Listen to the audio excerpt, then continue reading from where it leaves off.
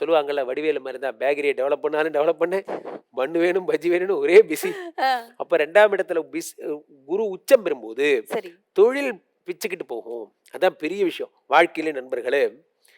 100 கடங்காரன் வரலாம், எல்லாம் லைனா நில்லு, போ 5 மணிக்கு வா, கடையில் ஃபுல்லாக கலெக்ஷன் ஆகட்டும், எல்லாத்தையும் நான் செட்டில் பண்ணுறேன். அந்த தைரியமும் துணிச்சலும் எது வரும்னா, பிஸ்னஸ் நல்லா இருந்தால் தான் அந்த தைரியம் வரும்.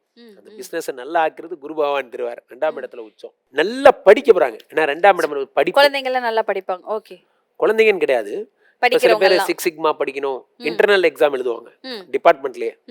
அப்புறம் இது படிக்கணும், அது மாதிரிலாம் டிஎன்பிஎஸ்சி, அது மாதிரியான பிஎஸ்ஆர்பி மாதிரியான கவர்மெண்ட் எக்ஸாம்ஸ், அவங்களாம் பாஸ் ஆகும்.